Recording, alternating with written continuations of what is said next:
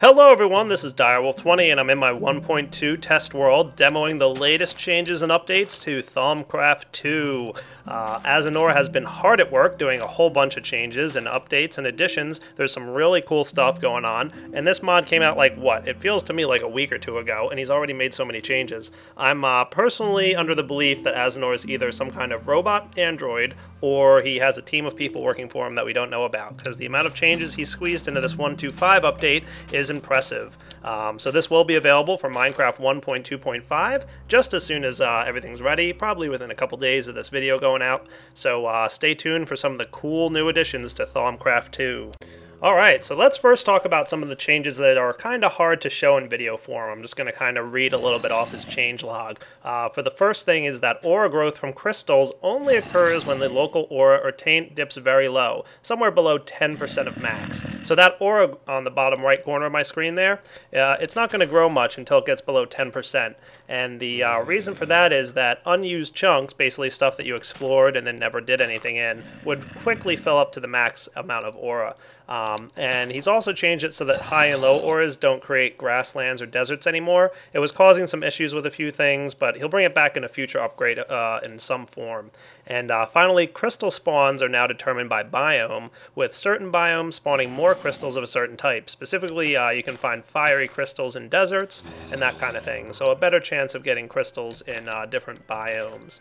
Now, the big thing that he made a change to here is the way Vis flows through conduits. And that's what I've set up this nifty little system for right here.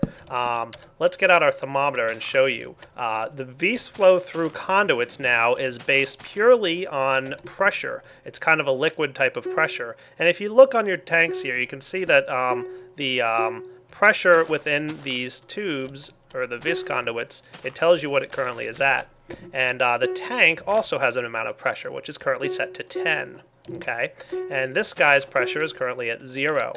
Now, if I were to go ahead and place in here some stuff, for example, some redstone and coal, which as we know will make aluminium, it's going to all of a sudden start having a pressure. The pressure on this guy is now 50.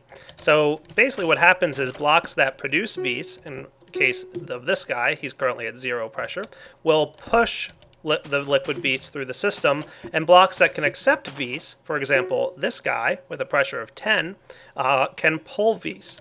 And whatever block in the system has the higher amount of pressure is the block that will get the Vis. So in this system right now, all the Vis would go into this block before it would go into this block, because this guy has a higher pressure. Let's go ahead and take these guys out for a moment, and we'll get to showing you how this works. I'm going to throw a couple diamond blocks in here. And note that immediately all the Vis is going in here. There's no pressure on these lines because this block does not have anything to do. It's currently got 0 pressure. And all the Vis is going into here because its current pressure number is 10. And the V and the T numbers, I'm assuming, are Vis and taint. Cool. So this guy also has 0 pressure. So it's not pulling in any Vis or taint. It's producing it, obviously. Cool. Now let's go ahead and throw our redstone and coal in here. Note, number 1, that it's only pulling in pure, natural, good Vis. It's not pulling in any taint. So the pressure on Vis is 50, and the pressure on taint is 0. So if we were to break this line even, just for now to demonstrate this, it's only going to pull Vis out of the storage tank here. Note that the amount of taint is remaining constant. Cool. And we can go ahead and put this line back up and let it produce all the good stuff that it needs. So what's flowing through this conduit right now is only taint. And all the taint is going in here. None of the Vis is landing in the tank because the pressure on the tank is 10 and the pressure on this guy is 50 for Vis. This guy's getting all the Vis. Okay, hope that makes kind of some sense. Now, let's see what other kind of cool stuff we can do with this. I'm going to throw a few more blocks in here to make sure we have a good amount of Vis ready. This thing will finish making its aluminium, and now all the remaining Vis will go straight into here. Perfect. Now let's set up a new line. And I'm going to go ahead and put some tanks here. Now, this guy's level is 10, and this guy's pressure level is 10. So no beast is going to go down this long tube here to get over to here. It'll kind of find its shortest path. But if we wanted to force it to come through, we could go ahead and set up what's called a pump. A beast pump, if I go ahead and check, currently has a pressure of 0. But let's put our arcane tinkering tools on. Actually, I'm going to remove this lever for a minute. That's causing my issue. And if we check this guy now, you'll note that the pressure here is 20. So if I flip my arcane tinkering tools, that's not the right direction. That would be pulling from that tank into this one. We actually want to pull along this direction. And note that now it's a pressure of 20. So 20 Vis and taint getting pulled through the system. And this guy's level is only 10. So if we were to break this thing up here and put our Vis storage up top, note that it's pulling the Vis out of the tank at the same time that this guy is producing it, and it's not sending any Vis into that tank. Cool. And for demonstration purposes here, I went ahead and broke these blocks. And we'll throw some more diamond blocks in here. Note that all the Vis and taint are going in that direction now. None of it is going over here because this guy only has a pressure of 10 and this guy has a pressure of 20. Now there's one more little stitch in this. You can turn this thing off with a redstone signal. So simply apply a redstone signal to your pump and it'll stop pumping, and now all the Vis goes in that direction. Turn it back on and it'll resume pumping. The other thing you can do is get yourself an arcane bellows, which we saw in the past. This is an item that already existed. Simply attach that to almost any device really, and it'll increase the amount of pressure that the tank can have. So now the pressure on the tank is 10. The bellows itself adds 10 pressure to the tank. Pretty cool. So even though this guy's still running, it's got a pressure of 20. This guy's got a pressure of 20. They're balanced, so it'll find the shortest path. And I believe the arcane bellows also responds to a redstone signal. Indeed it does. How cool is that? So if you really want to get complicated and have some really neat systems to determine what tanks get what amount of Vis and all that good stuff, you can set up these pumps for pulling the Vis out, the arcane bellows, and really manage your whole system with the pressure differentials, making sure that the pressures are where you want them to be. Now, talking about this whole system makes me want to show you guys the advanced Vis valve. Now, you guys have seen in the past, the Vis valve is just a redstone signal thing that'll let you pretty much use a redstone signal to determine whether Vis can flow through the system or not. Let's go ahead and set this guy up with some more tanks, and I'll show you what the advanced Vis valve does. So the advanced Vis valve can be used to separate what goes through a line, be it Vis or taint. So let's check that out. All you gotta do is right click on your Vis valve. If it's blue, the light blue there, it's gonna let pure Vis go through the valve, but it will not let taint go through. And if you right click it again, it's purple, it'll let the taint go through, but not the pure Vis. And finally, this guy I'm pretty sure is off, but we'll find out. So let's say that we want pure Vis to go that way, and we want taint to go that way. Oh, check that out. How cool is that? So only the pure 100% good Vis that's used for the Thaumium Crucible, and the other machines are going in here. Notice there's 0 taint in this tank. And this guy has a pressure 9 for Vis and a pressure 0 for taint. Okay. And this line has a pressure 0 for Vis and 6 for taint. And all the taint is going down here. This guy's taint is 230 and the Vis is 0. So that's a nice way to split up which tanks hold which. And you can see me testing the system over here. I did the same thing pretty much. Now, a little bit more compact and easier to see, but all the taint is in here and all the Vis is in here. Awesome. And this might go without saying, but the good old filter here that pulls taint out of your system and dispenses it into the air, that will only have a pressure for taint. It will have 0 pressure for Vis. So kind of like the infuser over there would only pull Vis, this guy only pulls taint out of your system. Next up, I want to show you guys something that's pretty cool, a change to the crystal ball, which as you guys know is used to tell you what the current seal does. You might have noticed this interface on the left here. The crystal ball will now show you what combinations you've learned without having to actually right click on them. Currently I haven't learned any combinations, so I don't know what anything does yet, but it will tell you if the combination of seals has no effect. So let's take a look at just the good old magic seal. We place that guy on there and now read it. You can see, without having to click on the rune itself, that the seal positively charges a local aura at a slow rate, blah, blah, blah, blah, blah. But we don't know what the 2 and 3 combination does, so let's go ahead and bump it up. Measure the 2 and measure the 3. Now when I check this out, you can see that this seal does this, 2 seals does that, and 3 seals does that. So you can make a pretty much encyclopedia, if you will, of the different seal combinations. Awesome. Speaking of the seals, let's go check out one of the changes that he made to the teleport network with the magic and air. Remember, that creates a portal that you can travel through. Sweet.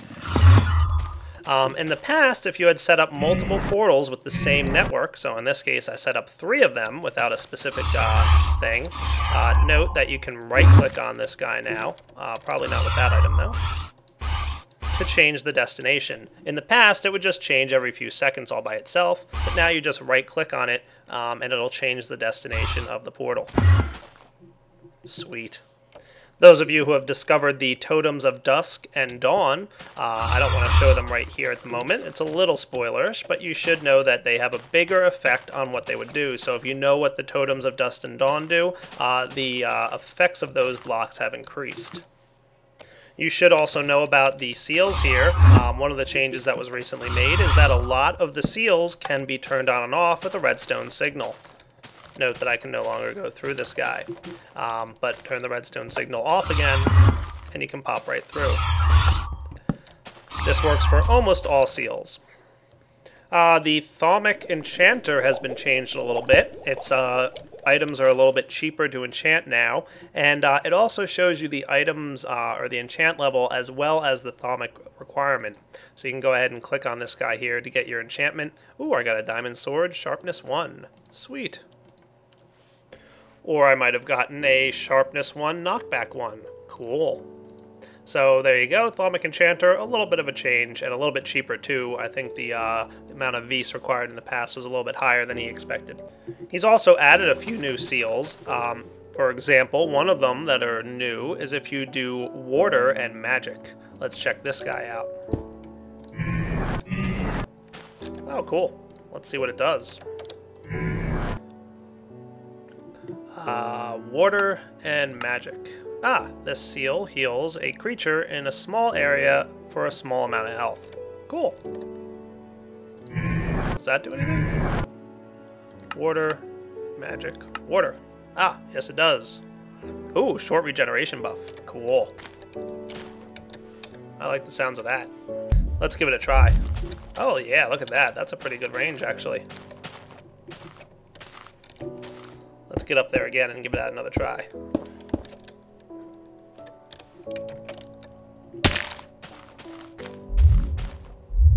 Sweet.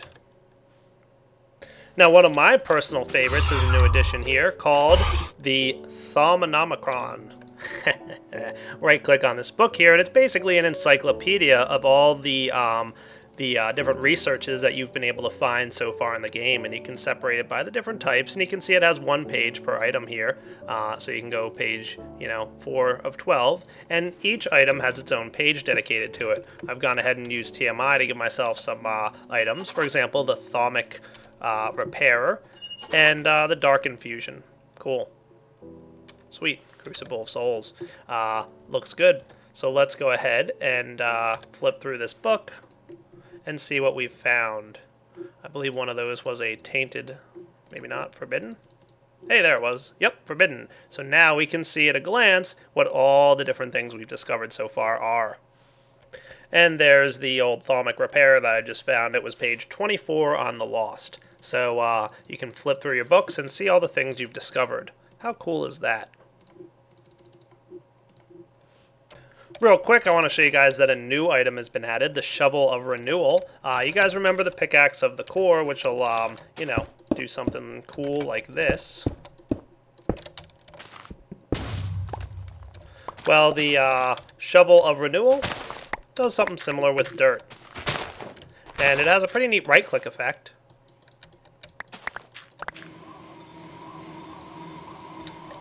It acts like bone meal.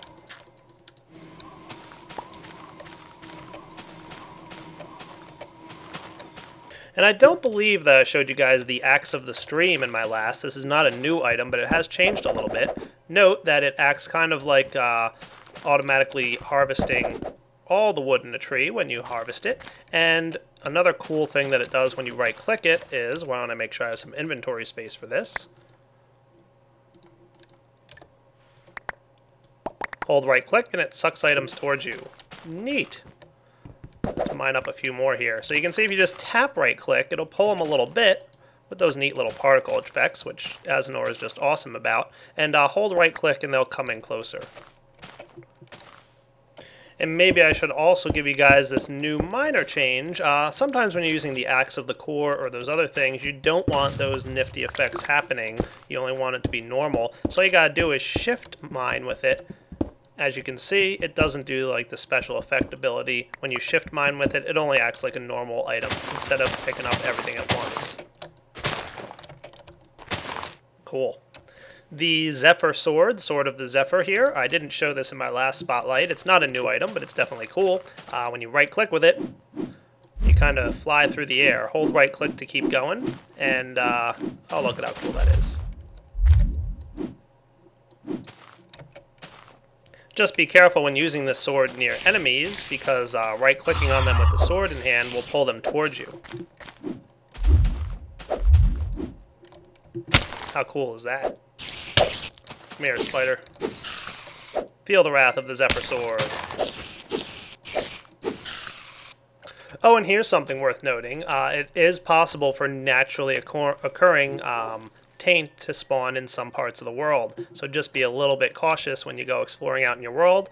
Some chunks and areas can have naturally occurring taint levels high enough to cause the tainted world effect.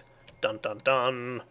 And guys, I think that about wraps it up for some of the changes in Thaumcraft. You guys should be aware that there's a new secret piece to the monoliths. There's something new and secretive down there. I'm not going to go into anything beyond that, so you're going to have to figure that part out for yourselves, but it's pretty cool. So this is Direwolf20 signing off on the Thaumcraft2 mod spotlight for version 1.25 of Minecraft. Hope you guys enjoyed checking it out, and I can't wait to see some of the new cool stuff coming up, because Azenor seems, like I said, to really code quickly. So thanks, Azenor, for that, and I'll catch you guys later. Take it easy.